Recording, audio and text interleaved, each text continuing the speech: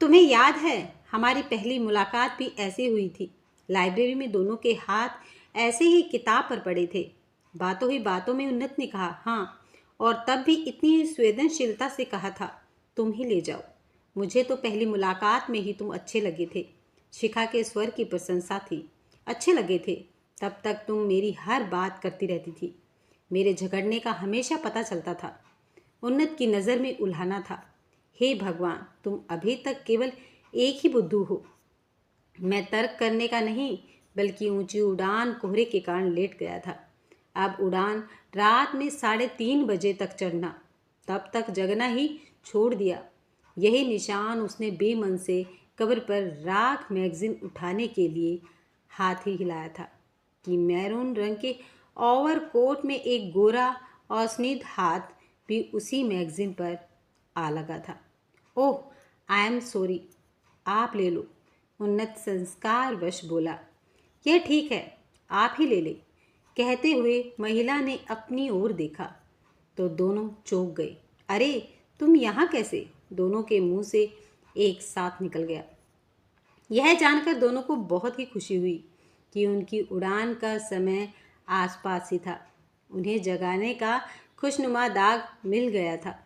फिर तो एयरपोर्ट का वह अकेला कोजी कोना उस रुपहले स्मार्ट की तरह हो गया जिसमें कोहरा चुनते ही फ्लैशबैक में यादों की जमी परतें खुलती चली गई। मॉडल स्कूल के 5 साल दोनों सबसे अच्छे दोस्त रहे। उन्नत के गिटार पर उसकी फरमाइशी धुनें बजाते बजाते उइया घायल कर ले गई। वाद विवाद में प्रथम आना, नोट्स के लिए ठडुरती ठंड में शर्मा सर के घर जाना और उसके एक बार नोट्स पर उसे दे देना। शिखा को सब याद था। शिखा की उइया ने मेडिसिन औषधि युक्त रोपड़ना को देखकर उसका एक बार अवलोकन, गाजर का हलवा छोड़कर लाना, कैजरीमेंट कॉलेज के नोट्स साझा करना, उन्नत को सब याद था। तुम्हें याद है हमारी पहली मुलाकात भी ऐसी हुई थी। लाइब्रेरी में दोनों के हाथ ऐसे ही एक ही किताब पर पड़े थे। बातों ही बातों में उन्नत ने कहा हाँ, और तब भी इतनी ही संवेदनशीलता से कहा था तुम ही ले जाओ। मुझे तो पहली मुलाकात में ही तुम अच्छे लगे थे। शिखा के स्वर की प्रशंसा थी। अच्छे लगे थे। तब तक तुम मेरी हर बात कतई रहती थी। मेरी झगड़ने का हमेशा पता चलता रहता है। उन्नत की नज़र में उल्हाना था। हे भगवान, तुम अभी तक केवल एक ही बुद्धू हो। मैं तर्क करने का नहीं, बल्कि कठोर प्रयास करने का पता चला था। अध्ययन अभ्यास था। टॉपिक छेड़े दो तो चौड़े थे और न शेषों तो चुप थे। आपके साथ तो कभी कोई बात संगति ही नहीं थी। फिर भी कुछ बातें तो कभी बोली ही नहीं। भूख कितनी कोशिश कर ली मैंने, एक झटके में सहजता से बोल दिया गया। ली बात ने आगे बढ़कर चौंकाने वाली बात पकड़ ली। बुद्धू, क्या मतलब? क्या नहीं बोला मैंने? इस पर शिखा सकपका गई और बात तलने की कोशिश करने लगी, पर उन्नत बात को बढ़ावा देता गया। जिस लड़की को उसने दिल में रखा, हमेशा सम्मान दिया, वो उसे बुद्धू कह रही थी। जल्द ही शिखा को कुछ याद आया और उन्होंने अध्ययन की कोशिश की। तुमने कई बार कहा कि तुम अकेले में कुछ कहना चाहते हो, पर जब अकेले में मुझे कुछ याद आया तो कुछ कहा ही नहीं। मगर एडवांस के दिल पर जमी हिमालय सी बर्फ को उष्णता मिली थी, वो पिघल गया। क्या मैं जब सारी रात जागकर वे सब्जेक्ट के नोट्स क्यों बनाए थे, और तुम तक के दस्तावेज दिसंबर के महीने में सुबह सुबह के लिए सुबह सुबह 1 घंटे पहले घर से क्यों तय किए गए थे। जब मैंने वाद विवाद के लिए सरकारी क्षेत्र को चुना और तुमने कहा कि किसी सरकारी कर्मचारी से ही शादी करोगी, तो मैंने निजी क्षेत्र में जाने का फैसला क्यों किया। बहुत सी ऐसी बातें समझने के बाद वो बोली। कुछ बातें दिखती नहीं, समझ में आती हैं, मिस अकल। और हाँ, मैंने नहीं कहा था तो ही कहिए। ऐसी बातें सुनकर हैरान रह गई। वो भी चक्कर बोली। अरे वाह, मैंने भी तो बहुत तरीके से कहा, फ्रैंक पर कैसे कहा।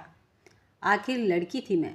उन्होंने आगे भी एक ही पंक्ति में कहा, वाह जी वाह, हर क्षेत्र में बिश्नोई का दावा और प्यार का इजहार करना हो तो वे दोनों इस समय एक दूसरे की आंखों में देख रहे थे। मगर स्टिक खुले शब्दों में दिल की जुबान पर आते ही बात दिमाग ने तोड़ दी। मगर जैसे तेज गति से मोटर गाड़ी ब्रेक लीच के बाद भी थोड़ी सी फिसल कर अक्सर दुर्घटना कर ही बैठती है, वैसे जुबान तो चुप हो गई, पर दोनों की बातें बहुत कुछ बोलती रही। आज तीसरी साल बाद ये पता चला कि जिसमें उन्होंने टूटे कर की चाहत की थी, उनका पहला प्यार भी उन्हें ही प्यार करता था। वे हतप्रभ भी थे, खुश भी थे और दुखी भी थे। काश हम तब ये समझ गए होते, कह गए। उन्नत कुछ देर बाद एक अनैतिक संसार लेकर बोला, और काश ये कहते हुए शिखा की पलकें भीग गई। उन्नत एकीकरण से वर्तमान में लौटे तो समझ नहीं आ रहा था कि बात कैसे सार्थक हो। मुझे माफ़ कर दो, मेरा मतलब वो नहीं था, मैं सात्विक में हूँ। वह नज़रें झुकाए उसके बाद बहुत देर तक दोनों के बीच का मौन मुख रहा। फिर सन्नाटे के किनारे को चुप कराने के लिए शिखा ने ही बात शुरू की, तुम्हारी पत्नी कैसी है, कितने बच्चे हैं? वो बहुत अच्छी है। बात एक बार चलन, इस बार फिर बात का विषय उम्र का दूसरा पर्यवेक्षण था। दोनों ने ही बताया था कि वे अपने जीवन से खुशियाँ और प्यार से प्यार करते हैं। अपनी उड़ान का अनाउंसमेंट विस्मयकारी उन्नत माध्यमिक हो गया है। फिर कब मुलाकात होगी पता नहीं, शायद न हो, लेकिन एक बात कही है जो शायद फ़ोन पर न कह पाऊँ। मैंने कहा था ना कि अब हम दिल की न कहते हैं तो अच्छा ही होता है, पर अब लगता है कि ये ठीक हुआ। ऐसी कौन सी कमी थी मुझ में जो मेरे प्यार ने मुझे स्वीकार नहीं किया। ये सोच ही शायद वो खलिश थी, क्योंकि मैं अपने अतीत को कभी याद नहीं करना चाहती थी। पर आज तो फैंस भी निकल गए, एडवांस भी ऐसा ही लग रहा था। उन्नत भी ऐसा ही महसूस कर रहा था। उसकी आंखों में एक अजीब सी चमक और हल्की नमी थी, जैसे वर्षों से दबे भाव आज रास्ता पा गए हों। उसने गहरी सांस ली और कहा, शायद कुछ रिश्ते मुकम्मल होने के लिए नहीं, बल्कि हमें कुछ सिखाने के लिए ही बनाए जाते हैं। शिखा हल्का सा मुस्कुराई। हाँ, और शायद इसलिए ही ये यादें इतनी खूबसूरत हमें लगती हैं, क्योंकि इनमें कोई शिकायत नहीं है, सिर्फ अपनापन है। दोनों कुछ पल चुप रहे, जैसे समय को वहीं रोकना चाहते हों। एयरपोर्ट की हलचल के बीच उनका वो छोटा सा कोना अब भी उतना ही सुकून भरा होता है। ख्याल रखना अपना, उन्नत ने धीरे से कहा। तुम भी, शिखा ने जवाब दिया। आँखों में हल्की नमी लिए दोनों अलग अलग दिशाओं में बढ़ गए, लेकिन इस बार दिल में कोई अधूरापन नहीं था। कुछ कहानियाँ ख़त्म नहीं होती हैं, बस एक खूबसूरत याद बनकर हमेशा के लिए दिल में बस जाती हैं।